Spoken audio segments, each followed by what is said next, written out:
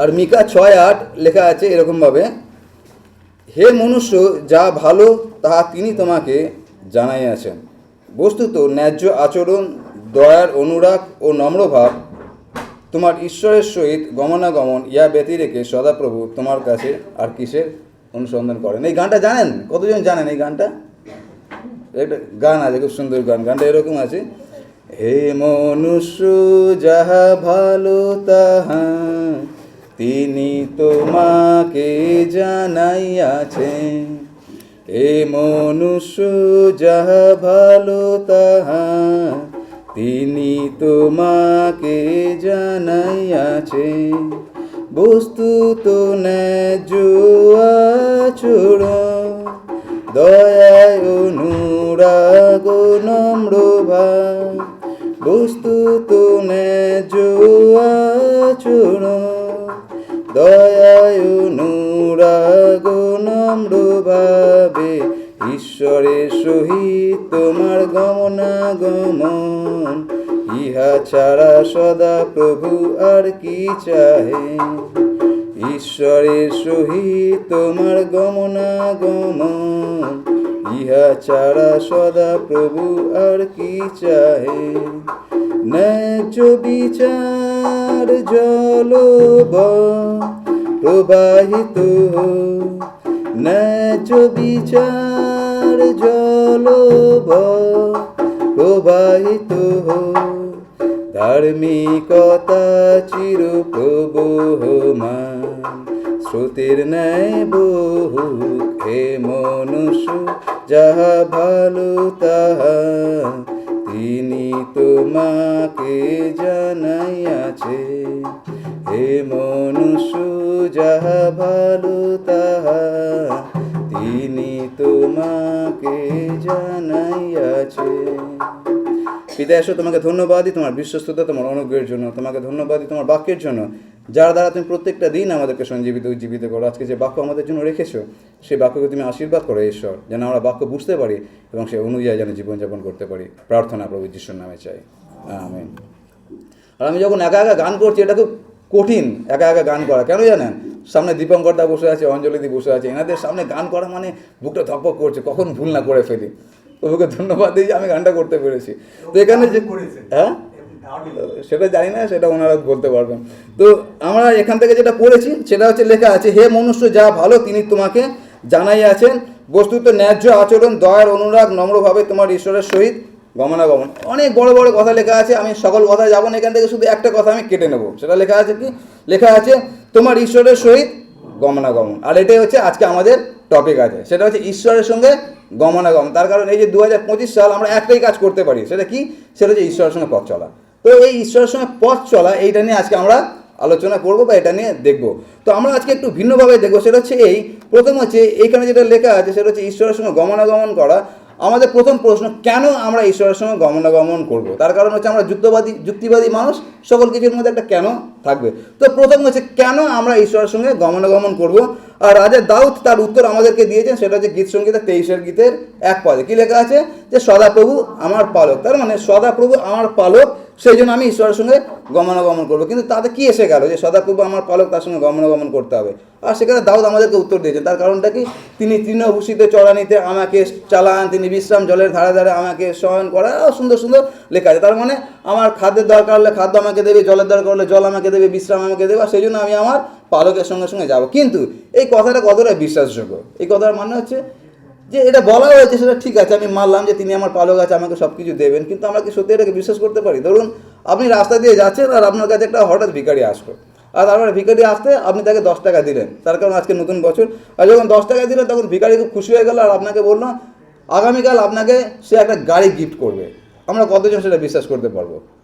বিশ্বাস করতে পারবো? বা আমি যদি আপনাদেরকে বলি, আমি অমিত দাকে বললাম, অমিত দা আপনাকে আমি একটা মার্সিডিস গাড়ি গিফট করবো, আপনি বিশ্বাস করতে পারবেন অমিত দা? আপনাকে বিশ্বাস করতে পারবো? তার কারণ আমার বাইকের লাইট ভেঙে চলে অনেকদিন পর তারপরে সারাই। এখন আমি যদি বলি আমি মার্সিডিস গাড়ি দেবো, ওটা বিশ্বাসযোগ্য না। কিন্তু যখন ঈশ্বর বলেছে সেটা বিশ্বাসযোগ্য। তার কারণটা কি? তার কারণ গীত সংগীতা 24 গীতে লেখা আছে, কি লেখা আছে? সমস্ত পৃথিবী তার এবং পৃথিবীর মধ্যে যা কিছু আছে তার। তার মানে ঈশ্বর যখন প্রতিজ্ঞা করেছেন তিনি দিতে পারেন। আর আমি যা কিছু এখনো পর্যন্ত বললাম পুরোটাই বোরিং। কেন? তার ছোটোবেলা থেকে আমরা এগুলোই শুনে আসছি। তাই তো?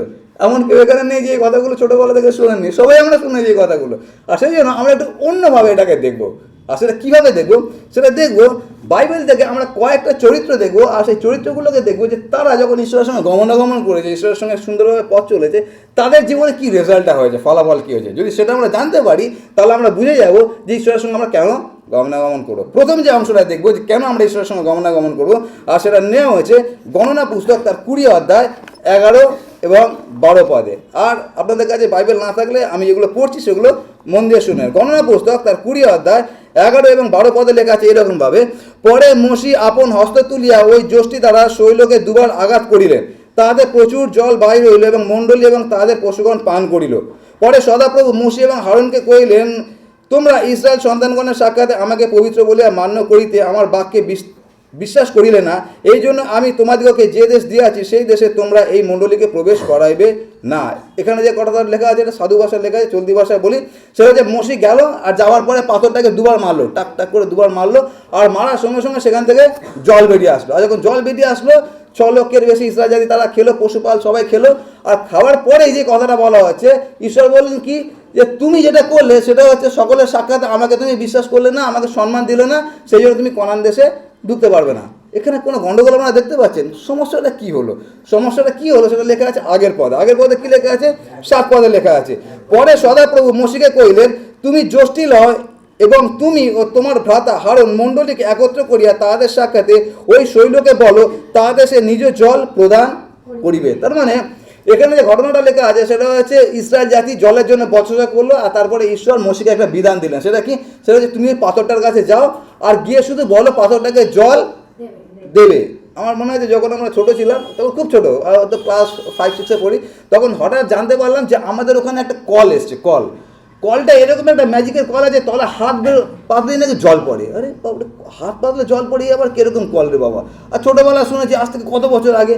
তো আমরা 2 বন্ধু খবর পেলাম ওটা, তারপর সাইকেলে সেখানে চলে গেলাম। ওই দোকানটা একটা মিষ্টির দোকান ছিল, তো সেখানে আমরা গেলাম আর মিষ্টি খেলাম শুধুমাত্র কলটাকে দেখার জন্য। আর তারপরে দোকানে ঢুকে মিষ্টি খেলাম, আর তারপর দেখলাম সবাই কলের কাছে যাচ্ছে, আর একটা গ্লাস রাখা আছে, গ্লাসটা যেই সামনে লাগাচ্ছে জল পড়ছে। আরে এই তো দারুণ জিনিস, এখন আমাদের কাছে এটা দারুণ জিনিস না, কিন্তু তখন ওটা বিশাল একটা ব্যাপার ছিল, কারণ সেন্সার লাগানো আছে। আর আমরা 2 ছোটো ছোটো ছেলে গেছি, আর আমাদের জল খাওয়ার উদ্দেশ্য না, কলটা ম্যাজিকটা কোথায় হচ্ছে ওটা আমরা দেখবো। চারিদিকে যে হাত দিচ্ছি দেখি জল পড়ছে, হাত সরিয়ে জল থেমে যাচ্ছে। আরে ব্যাপারটা কী হচ্ছে? ম্যাজিক। এখানে ঈশ্বর মসিকে একই কথা বলেছিল, সেটা কি? সেটা তুমি খালি বলবে, কোনো সেন্সার লাগানো নেই, কীভাবে হবে সেটা তোমার দেখার দরকার নেই, তুমি গেলে বলো পাথরটাকে গিয়ে জল দিতে, জল দেবে। কিন্তু মসি কী করেছিলেন? বলার পরিবর্তে গিয়ে আঘাত করেছিলেন, এবং আঘাতও যে করেছিলেন তার পিছনে কারণ ছিল। কী কারণ ছিল? সেটা হচ্ছে এই ইসরায়েল জাতি সবসময় এত বচসা করে যে মসি তার মেজাজকে ঠিক রাখতে পারেননি। আর যেহেতু মেজাজকে ঠিক রাখতে পারেননি, সেই জন্য বলার পরিবর্তে 2 বার আঘাত করে দিয়েছে। এখন ভাবুন, একটা পাথরে যদি লাঠি দিয়ে 2 বার আঘাত করা হয়, এমন কি হতে পারে? কিছু হতে পারে? কিচ্ছু হতে পারে না। ওটা যদি ফুলের মধ্যে আঘাত করতো তাহলে বলা যেত গোলাপ ফুলটাকে তুমি আঘাত করলে ফুলটা নষ্ট হয়ে গেল। কাঁচের মধ্যে আঘাত করলে বলা যেতে পারে কাঁচটাকে ভেঙে বল। পাথরে আঘাত করছে, পাথরে যদি 2000 বার আঘাত করে পাথরে কিছু এসে যাবে, লাঠিটা ভেঙে যাবে। তাহলে হলোটা কি? যে ঈশ্বর এতটা অসন্তুষ্ট না। তার থেকে বড় কথা যেটা লেখা আছে, সেটা লেখা আছে 2 বিবরণী তার 32 অধ্যায়। আর 2 বিবরণী 32 অধ্যায় লেখা আছে এরকমভাবে, আপনারা শুনবেন, আমি পড়ছি। লেখা আছে 48 পদ থেকে, সেই দিবসে সদাপ্রভু মসিকে কহিলেন, তুমি এই অবারিম পর্বতে অর্থাৎ জিরিয়র সম্মুখে অবস্থিত মোয়াব দেশস্থ নব পর্বতে ওঠো, এবং আমি অধিকারার্থে ইসরায়েল সন্তানগণকে যে দেশ দিতেছি সেই কনান দেশ দর্শন করো। আর তোমার ভ্রাতা হারন যেমন হোর পর্বতে মরিয়া আপন লোকদের নিকটে সংগৃহীত হইল, তদ্রূপ তুমিও যে পর্বতে উঠিবে তোমাকে তথায় মরিয়া আপন লোকদের নিকটে সংগৃহীত হইতে হইবে। কেননা সিন প্রান্তরে কাদেশস্থ মরিয়ায় জলের নিকটে তোমরা ইসরায়েল সন্তানগণের মধ্যে আমার বিরুদ্ধে সত্য লঙ্ঘন করিয়াছিলে, ফলত ইসরায়েল সন্তানগণের মধ্যে আমাকে পবিত্র বলিয়া মান্য করো নাই। তুমি আপনার সম্মুখে দেশ দেখিবে, কিন্তু আমি ইসরায়েল সন্তানগণকে যে দেশ দিতেছি তথায় প্রবেশ করিতে পারিবে না। এখানে যে ঘটনাটা ঘটছে সেটা হচ্ছে ঈশ্বর তাকে বললেন নব পাহাড়ে ওঠো। একটা পাহাড়ের নাম বলা হলো, বলো ওই পাহাড়ে তুমি ওঠো। কেন ওঠো? যাতে তুমি দেখতে পারো যে ওই দুগ্ধমধু প্রবাহী দেশটা, ইসরায়েল দেশটা কতটা সুন্দর। ওটা যে সত্যি দুগ্ধমধু প্রবাহী দেশ, ওটা গেলে একবার নিরীক্ষণ করো। কেন কি 40 বছর ধরে তুমি খালি শুনেছো আমার থেকে, কিন্তু দেখো নি। আর সেই জন্য ঈশ্বর দেখানোর জন্য পাহাড়ে তাকে তুললেন। আর তারপরে পাহাড়ে তুলে সকল কিছু দেখানো হলো। আর ভাবুন মসির জায়গায় আপনি আছেন, আর আপনি 40 বছর ধরে এই জাতিকে বহন করেছেন, উদ্দেশ্য একটা ছিল কনান দেশে ঢুকবেন। আর তারপরে আপনি কনান দেশ দেখছেন পাহাড়ের ওপর থেকে, যে দারুণ একটা দেশ, দুগ্ধমধু প্রবাহী দেশ।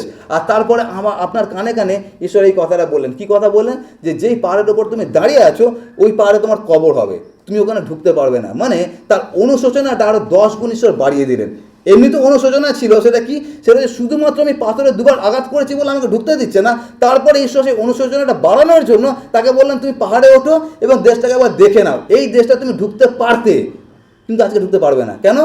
শুধুমাত্র একটা সাধারণ ছোট্ট কাজ, কি বলার পরিবর্তে আঘাত করে দিয়েছে। আপনি ভাবুন, এই মসি তার শ্বশুর মশাইয়ের সঙ্গে দারুণ ভালোবাসা ছিল। তার শ্বশুর মশাই ছিল, তার স্ত্রী ছিল এবং তার ছেলে ছিল, আর সকল কিছু নিয়ে সুন্দরভাবে সে জীবনযাপন করছিল। আর সেখান থেকে ঈশ্বর তাকে ডেকে নিয়ে চলে আসলেন। আর ডেকে নিয়ে চলে আসলে তাকে এত বড় দায়িত্ব দেওয়া হলো যে তুমি ফরৌনের কাছে যাও। আর তারপরে এত কিছু করার পরে ঈশ্বর তার মধ্যে থেকে অনেক অলৌকিক কাজ করলেন। 10টা আঘাত পাঠানো হলো, সমুদ্রকে ভাগ করা হলো, মেঘস্তম্ভ অগ্নিস্তম্ভ পাঠানো হলো, ভাড়ুই পাখি পাঠানো হলো, তারপরে মান্না পাঠানো হলো, জল দেওয়া হলো, এত কিছু করা হলো। আর মসি প্রত্যেকটা কাজ পুঙ্খানুপুঙ্খভাবে, নিপুণভাবে ঈশ্বরের কথা অনুযায়ী করলেন। তার মানে মসি 40 বছর ধরে, ডাকার পর থেকে 40 বছর ধরে ঈশ্বরের সঙ্গে একদম সঠিকভাবে তিনি গমনাগমন করছে, হাত ধরে চলার মতো। কোনো দিন ঈশ্বরের কথা অনুযায়ী ডান দিকে বা বাঁ দিকে কোনো হয়নি, ঈশ্বরের বিরুদ্ধে হয়নি। অথচ আজকে শুধু একটা সাধারণ ভুল, কি? সেটা হচ্ছে বলার পরিবর্তে কতটাকে দুবার আঘাত করে দিয়েছি। তার পরিণাম এতটা। এখন ওখানে যদি আপনি আমি থাকতাম, আমাদের মাথায় সবার আগে যেটা আসতো সেটা হচ্ছে, প্রভু 40 বছর আমি তোমার সঙ্গে পুঙ্খানুপুঙ্খভাবে তোমার কথা শুনে যাতায়াত করলাম, আজকে একটা ছোট্ট ভুলের জন্য পান থেকে চুন খসলো আর তুমি আমার থেকে এত বড় একটা আশীর্বাদ কেড়ে নিলে। সেটা হচ্ছে কনান দেশে আমাকে ঢুকতে দেবে না। আর এইটা হচ্ছে যদি আমাদের জীবনে হয় তাহলে আমাদের উত্তর কী হতে পারে। আর সেই জন্য আমি বলেছিলাম সেটা কি, আমরা কেন ঈশ্বরের সঙ্গে গমনাগমন করব। এটা হচ্ছে একটা জলজান্ত উদাহরণ যে মসি ঈশ্বরের সঙ্গে 40 বছর ধরে গমনাগমন করার রেজাল্টটা যেটা হয়েছিল সেটা কি, সেটা হচ্ছে তুমি কনান দেশে ঢুকতে পারবে না। আর যে পর্বতে উঠেছিল সেই পর্বতে তার কবর হয়ে গেছিলো। আপনি ভাবুন ব্যাপারটা কীরকম। দ্বিতীয় যেটা আমরা দেখব সেটা কি, সেটা হচ্ছে এইরকমভাবে ওটা লেখা আছে ইয়োব তার 1 অধ্যায়, আমরা পড়ব ইয়োব 1 অধ্যায়। আর ইয়োব 1 অধ্যায় এরকমভাবে লেখা আছে, উস দেশে ইয়োব নামে এক ব্যক্তি ছিলেন, তিনি সিদ্ধ ও সরল, ঈশ্বর ভয়েসের কুক্রিয়া ত্যাগী ছিলেন। তার 7 পুত্র এবং 3 কন্যা। তার 7 সহস্র মেষ, 3 সহস্র উষ্ট্র, 5 সহস্র জোড়া বলদ এবং 500 গর্দবী, এই পশুধন এবং অনেক দাস দাসী ছিল। বস্তুত পূর্ব দেশের লোকদের মধ্যে সেই ব্যক্তি সর্বাপেক্ষা মহান ছিল। আর এখানে আরেকজনের কথা বলা হচ্ছে, তার নাম কি? ইয়োব। আর লেখা আছে উস দেশে ইয়োবের মতো ঈশ্বর ভয়শীল মানুষ আর দ্বিতীয় নেই। আর ইয়োব কি করতেন? প্রত্যেক দিন তার এই 10 ছেলে মেয়েকে নিয়ে ঈশ্বরের সামনে দাঁড় করাতেন। কেন? কেন কি আমার ছেলেমেয়েরা ইয়াং ছেলেমেয়ে, তারা যদি কোনো পাপ করে ফেলে ঈশ্বরের দৃষ্টিতে, আর সেই জন্য তাদেরকে প্রত্যেকদিন সূচি করা হতো। আর সেই জন্য ইয়োবকে বলা হচ্ছে যে তার মতো ঈশ্বর ভয়শীল, তার মতো কুক্রিয়া ত্যাগী মানুষ পৃথিবীতে দ্বিতীয় আর কেউ ছিল না। এত ভালো একটা মানুষ, আর এত ভালো যখন মানুষ, তার পরিণতি যেটা হয়েছিল সেটা কি, সেটা হচ্ছে আমরা দেখি 13 পদ থেকে। সেখানে লেখা আছে, আপনি যদি 13 পদ থেকে দেখেন, সেখানে এরকমভাবে লেখা আছে যে, লেখা আছে আপনার ছেলেরা, আপনার জ্যেষ্ঠ ছেলের বাড়িতে সবাই একসঙ্গে বসেছিল, হঠাৎ শত্রুরা আক্রমণ করলো আর আপনার যা কিছু পশুধন ছিল সেটা ধ্বংস করে দিল। আর তারপরে ওই কথা শেষ হতে না হতে আরেক দুজন দাস চলে আসলো। আর সেই দাস চলে এসে আবার একটা কথা বললো, সেটা কি, সেটা হচ্ছে আপনার পালেরা মাঠের মধ্যে ছিল আর সকলে আসলো আর উটগুলোকে সব দখল করে নিয়ে চলে গেল। আর তারপর আবার সেটা শেষ হতে না হতে আবার আরেকজন আসলো, সে এসে আবার বললো যে আপনার যা কিছু গরু বললো যা কিছু ছিল সকল কিছু চলে গেল। মানে 3টে ধাপে তার যা কিছু সম্পত্তি ছিল সকল সম্পত্তি গায়েব হয়ে গেল। কার? ঈশ্বর ভয়শীল, যে হচ্ছে ঈশ্বরের সঙ্গে গমনাগমন করছিল। আর তার থেকেও বড় কথা, শেষের কথাটা লেখা আছে, আরেকজন এসে বললেন যে আপনার ছেলেমেয়েরা আপনার জ্যেষ্ঠ পুত্রের বাড়িতে বসে তারা ভোজন পান করছিল, হঠাৎ একটা ঝড় আসলো, বাড়িটা পড়ে গেল, সবাই মারা গেল। 10টা ছেলেমেয়ে সবাই মারা গেল, সকল সম্পত্তি শেষ হয়ে গেল। নিমেষের মধ্যে একটার পর একটা খারাপ সংবাদ তার কাছে আসছে। আর তার থেকে যেটা বড় ঘটনা ঘটেছিল সেটা হচ্ছে তার স্ত্রী তাকে বলেছিল, তুমি এখনো তোমার সিদ্ধতা বজায় রাখছো, তুমি কেন ওইরকম ঈশ্বরকে জলাঞ্জলিতে ডুবে মরছো না।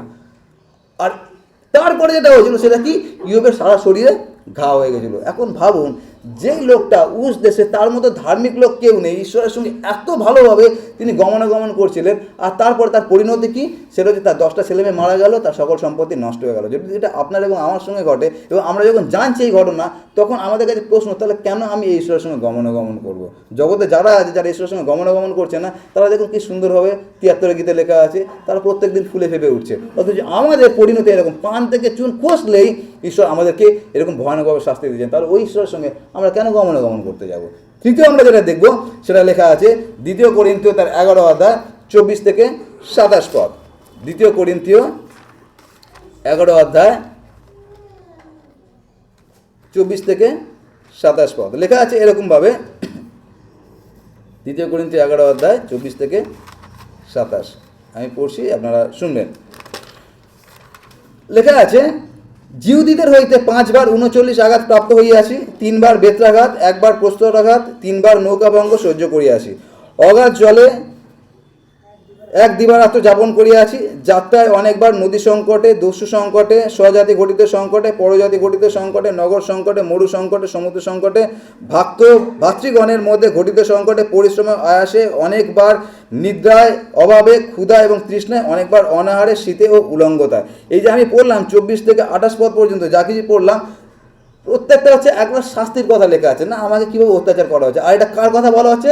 সেটা সাধু পৌলের কথা বলা হচ্ছে। এই সাধু পৌল আজকে যে লিস্টটা তৈরি করেছে, লিস্টটা কী আছে? সেটা হচ্ছে 39 বার করে আঘাত খেয়েছে, 5 বার ওটা হয়েছে, 3 বার তাকে বেত্রাঘাত খেতে হয়েছে, 1 বার নৌকাভঙ্গ হয়েছে, অনেকবার অনাহারে, অনেকবার বিনা বস্ত্রে, অনেকবার নৌকা ভঙ্গে, এত কিছু তার জীবনে একটা অত্যাচারের একটা লিস্ট তৈরি হয়ে গেছে। আমরা যদি 24 থেকে 28 পদ দেখি, আমরা যদি 1 করে লিখতে থাকি, দেখবো বড় একটা লিস্ট তৈরি হয়েছে। কিসের লিস্ট? সেটা হচ্ছে আমাকে এত নির্যাতনের মধ্যে দিয়ে যেতে হচ্ছে। কাকে? সেটা হচ্ছে পৌলকে, যার আগের নাম ছিল শৌল। যখন তার নাম শৌল ছিল, তখন তার জীবনে কোনো অত্যাচারের লিস্ট ছিল না, তখন তিনি অন্যের জীবনে অত্যাচার করতেন। কিন্তু তার জীবনে একটা ঘটনা ঘটলো, সেটা কি? সেটা হচ্ছে তিনি দমেস্কের পথে যাচ্ছিলেন, আর যেতে যেতে একটা ঘটনা ঘটেছিল, সেটা সূর্যের থেকে তেজময় একটা জ্যোতি দেখা গেল। আর যখন সূর্য থেকে তেজময় জ্যোতি দেখা গেল, তারপরে বলা হলো, পৌল পৌল তুমি কেন আমায় তাড়না করছো? আর তারপরে প্রভু যিশুর সঙ্গে তার সম্মুখে কথোপকথন হলো। সেটা কি? সেটা হচ্ছে, তোমাকে আজকে দেখাবো যে তুমি যে আমার জন্য, যারা আমার পিছনে আছে তাদেরকে তুমি যে অত্যাচার করছিলে, আজকে আমার নামের জন্য তোমাকে কত অত্যাচারিত হতো সেটা তোমাকে দেখাবো। আর তারপরে শৌলের নাম পরিবর্তন হয়ে পৌল হলো। যতক্ষণ পর্যন্ত শৌল ছিলেন, তার জীবনটা দারুণ ছিল। কি দারুণ ছিল? যাকে তাকে অত্যাচার করতে পারতেন। স্টিফেনকে পাথর মারার সময়, ঠিক আছে বাবা তোমরা পাথর মারো, আমি তোমার অনুমোদন দিচ্ছি, আমার হাতে সে ক্ষমতা আছে। এত সুন্দর একটা জীবন ছিল, যেখানে ইচ্ছা যাকে গিয়ে অত্যাচার করতে পারতো, সেই জন্য তিনি দমেস্কের পথে যাচ্ছিলেন।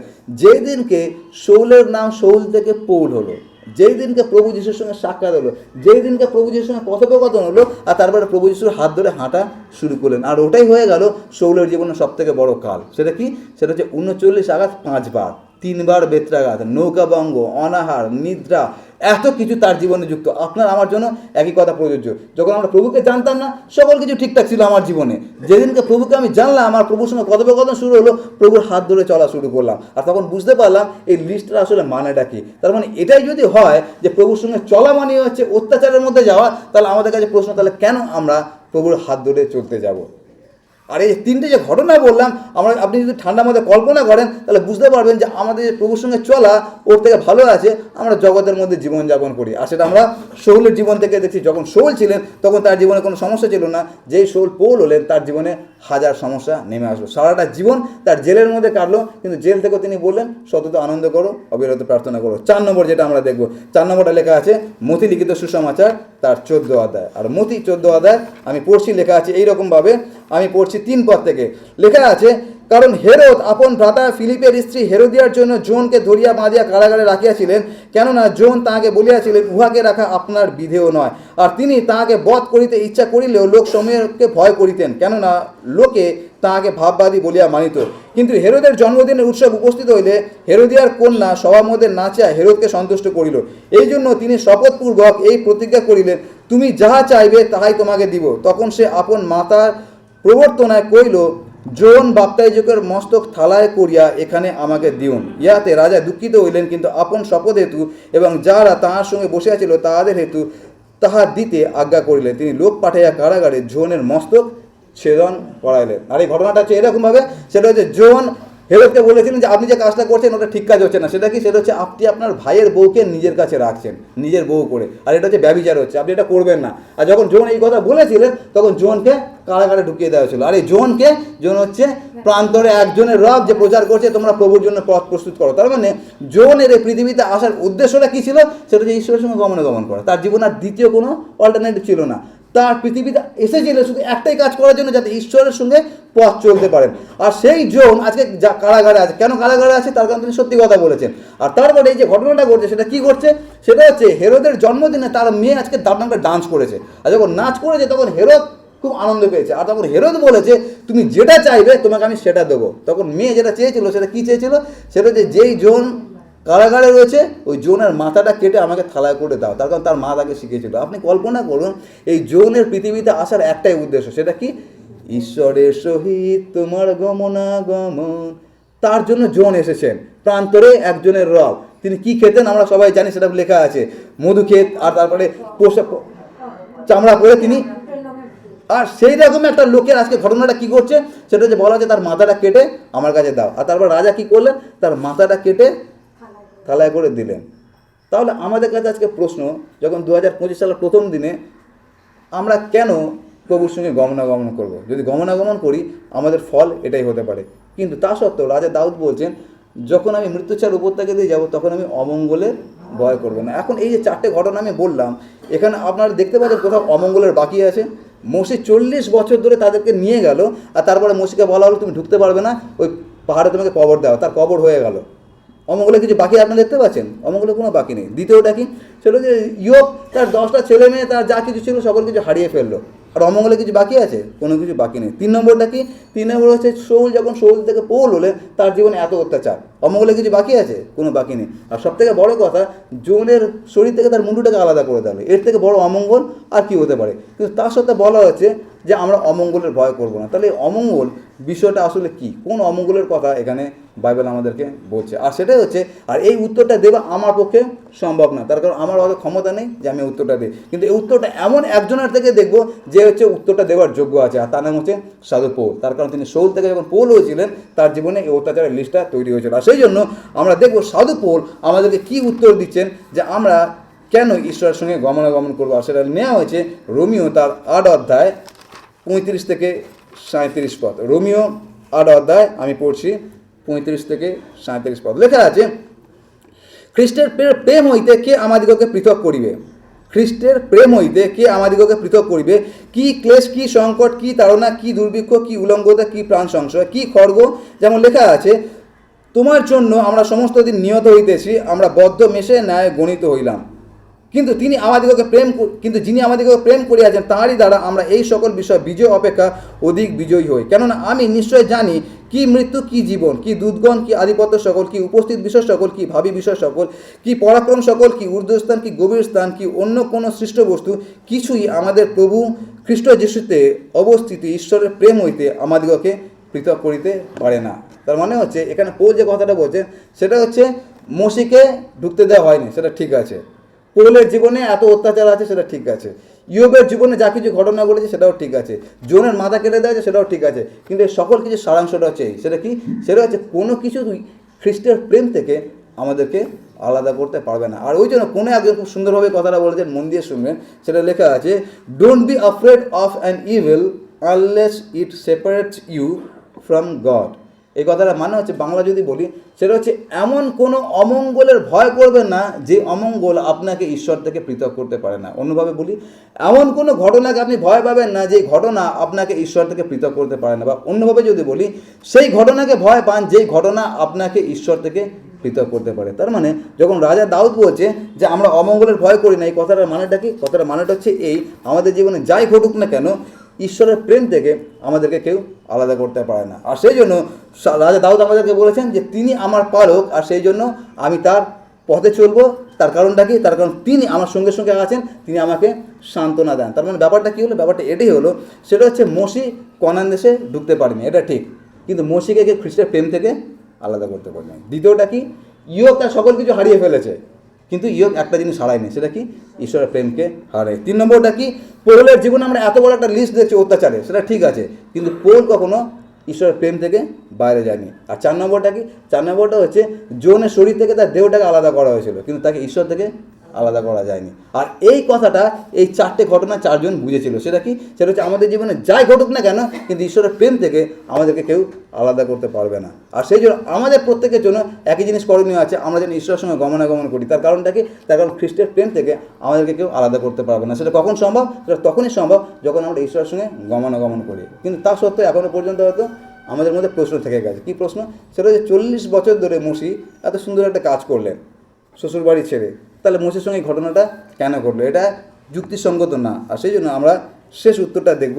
শেষ উত্তরটা এরকমভাবে লেখা আছে মথি তার 17 অধ্যায়। আর আমি পড়ব মথি 17 অধ্যায়, আর আমি পড়ব 1 পদ থেকে।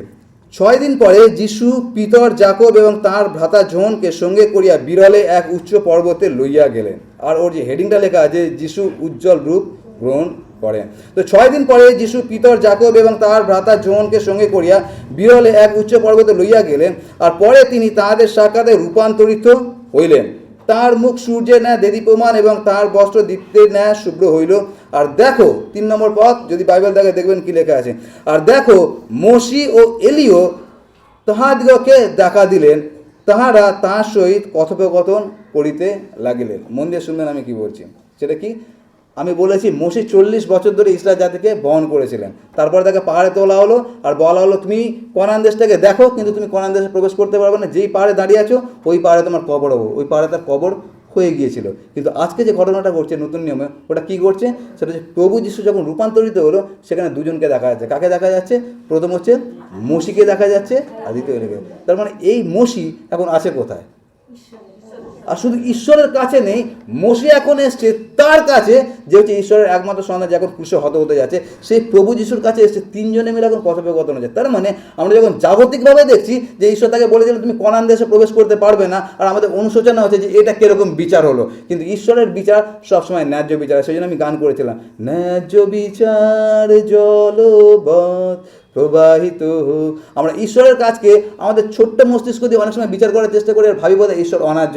ঈশ্বর কখন অন্যায্য না। ঈশ্বর বলেছিলেন যে তুমি এই কনান দেশে ঢুকতে পারবে না। ওটা কোন কনান দেশ? ওটা যে জাগতিক কনান দেশ, যেই কনান দেশে আজকে ইসরায়েল প্যালেস্তাইনে যে যুদ্ধ হচ্ছে, ওই কনান দেশ। ঈশ্বর বলেছে তুমি ওই কনান দেশে ঢুকতে পারবে না। কিন্তু মোশিকে আসল কনান দেশ থেকে ঈশ্বর আটকায়নি। সেই কনান দেশে আজকে মোশি আছে। কোথায় আছে? সেটা হচ্ছে স্বয়ং প্রভু যিশুর সঙ্গে তিনি দাঁড়িয়ে আছে। ভাবতে পারছেন এর থেকে বড় আশীর্বাদ আপনার জীবনে আর আমার জীবনে কী হতে পারে? এই 4 জন লোক সে একটা কথা বুঝেছিল। সেটা কি? সেটা হচ্ছে আমাদের জীবনে যাই ঘটুক না কেন, খ্রিস্টের প্রেম থেকে আমাদেরকে কেউ আলাদা করতে পারবে না। আজকে আমার জন্য বা আপনার জন্য একই বাণী। সেটা কি? সেটা হচ্ছে আমরা প্রত্যেকে জানি 2025 সাল এবং জীবনের শেষ দিন পর্যন্ত যেন আমরা ঈশ্বরের সঙ্গে গমনাগমন করি। তার কারণটা কি? তার কারণ আমাদের যে স্থান আছে, যে স্বর্গীয় স্থান আছে, ওখান থেকে আমাদেরকে কেউ পৃথক করতে পারবে না। আর তার জন্য যে শর্তটা আছে, শর্তটা এটাই আছে। সেটা কি? সেটা হচ্ছে আমরা সবাই মোশির মতো যিশুর সঙ্গে, যিশুর পাশে স্বর্গীয় স্থানে দাঁড়াতে চাই। কিন্তু সেটার জন্য যেটা করণীয় আছে, সেটা হচ্ছে একটা জিনিস করণীয় আছে। সেটা কি? সেটা হচ্ছে ঈশ্বরের সঙ্গে যেন আমরা গমনাগমন করি। আর এটাই হচ্ছে আমাদের কাছে উত্তর যে কেন আমরা ঈশ্বরের সঙ্গে গমনাগমন করবো। আর সেই জন্য 2024 সালে আমাদের যা কিছু ঘটুক না কেন, আমাদের মধ্যে হয়তো অনেক অনুশোচনা থাকতে পারে যে 2024 সালে আমাদের খারাপ গেছে, কিন্তু একটাই আমাদের কাছে সান্ত্বনা, 2024 সাল খারাপ গেছে সেটা ঠিকই, কিন্তু আমি ঈশ্বরের হাত ধরেছিলাম। আর সেদিন আমি গতকাল বলেছিলাম সেটা কি? আমরা কখন ধন্যবাদ দেবো? আমরা তখন ধন্যবাদ দেবো যখন আমি মৃত্যুর ছাড় মধ্যে দাঁড়িয়ে আছি। মৃত্যুর ছাদে উত্তীর্ণ হওয়ার পর আমরা ধন্যবাদ দেবো না। আর সেই জন্য 2025 সালেও আমরা সেই একই প্রমিস করি নিজের কাছে এবং ঈশ্বরের কাছে যে প্রভু আমরা তোমারই হাত ধরে চলবো। তার কারণটা কি? তার কারণ জাগতিক কণান আমরা পেলাম কি না পেলাম সেটা পরের কথা, কিন্তু স্বর্গীয় কণান আমাদেরকে কেউ আলাদা করতে পারবে না। আর সেই জন্য পৌলের এই উত্তরটা মাথায় রাখবেন, সেটা হচ্ছে খ্রিস্টের প্রেম থেকে আমাদেরকে কেউ পৃথক করতে পারে না। এটা কখন সম্ভব হয়? এটা তখনই সম্ভব হয় যখন আমরা ঈশ্বরের সঙ্গে গমনাগমন করি। আসুন আমরা প্রার্থনা করি।